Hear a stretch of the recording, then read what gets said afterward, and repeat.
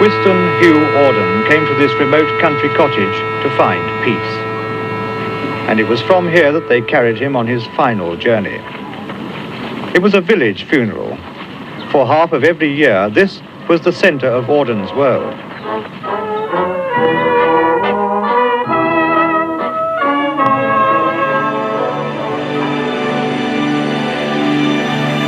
Stop all the clocks. Cut off the telephone. Prevent the dog from barking with a juicy bone. Silence the pianos and with muffled drum, bring out the coffin. Let the mourners come. Let the aeroplanes circle moaning overhead, scribbling on the sky the message, he is dead. Put crepe bows round the white necks of the public doves. Let traffic policemen wear black cotton gloves. He was my north, my south, my east and west, my working week and my Sunday rest, my noon, my midnight, my talk, my song. I thought that love would last forever. I was wrong. The stars are not wanted now. Put out everyone. Pack up the moon and dismantle the sun. Pour away the ocean and sweep up the wood. For nothing now can ever come to any good.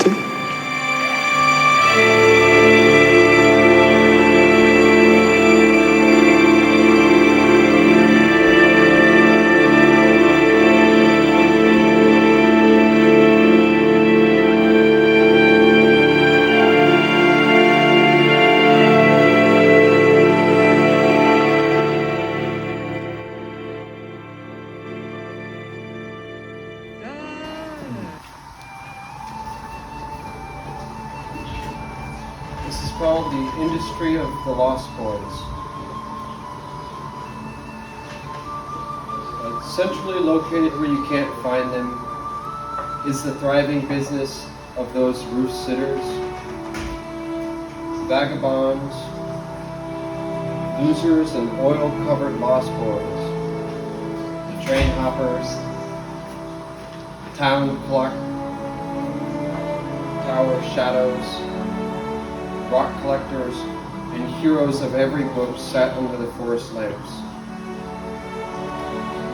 The business of history itself has been a 1,000-year-long partnership. Most people know the written record of those more famous, but very few people indeed, dear reader, know the truth, the whole truth, the real truth, and nothing but the truth. The characters were not liable to break, and anyway, you should have just asked him. But huckleberries on her, like silver in a pocket or a sawyer's whistle to it, and no one would have believed it anyway.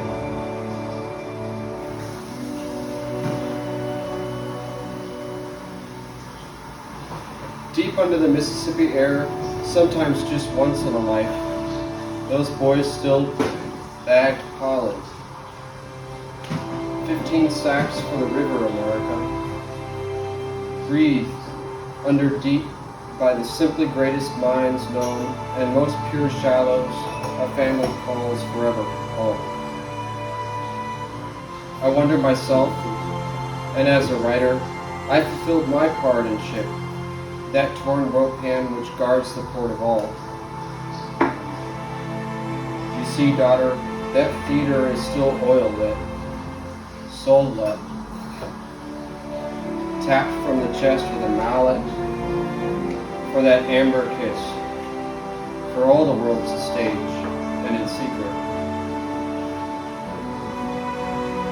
Well, a mechanic of black oil, iron, and Japanese steel in North Dakota's in between, a barn hand to a broke mother, designed washers and nuts of what some in ancient times called a lifetime's trade to learn. And the poet signed them, America. And in the town of 230, 5 sold. Rather than give up 45 years for 10 cents, he mailed them to the Library of Congress and the best museums worldwide for the opportunity.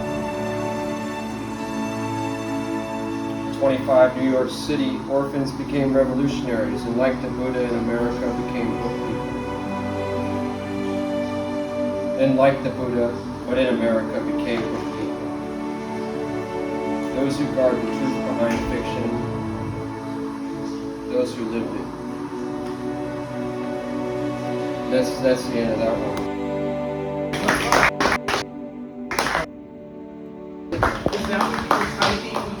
Yeah, that's when I was finishing up. It's still gonna.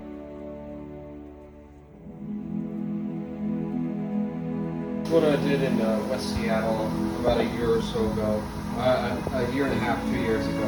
I haven't read it more than 2 or 3 times since. It meant a bit to me every day, and I printed it out for today. I don't really know why, but that's sort of like do something and you find out later why it sort of makes sense. It's called the Dead American Philosopher, No One. Home to the great roots of a tree known by life, lead bag of reorganized dirt, conscious poem in a jar of springs blooming.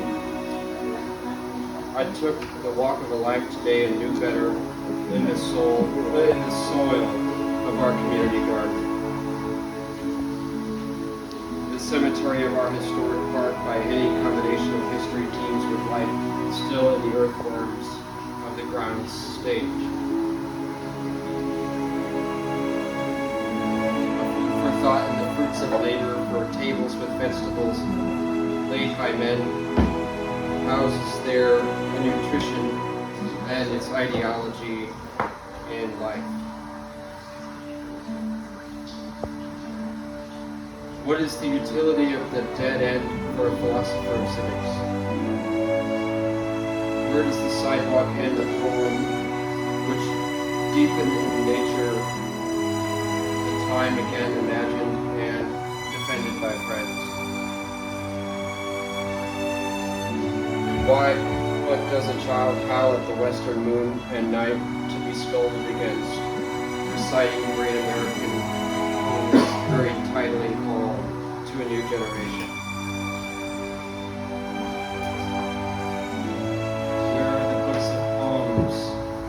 Planted in society, singular and unbound in time by the shifting footsteps of the world which knows itself alone above. Who keeps the records of the deeds of the past, kind, known to be the embers once great hopes, home again in the leaves of a new sprout.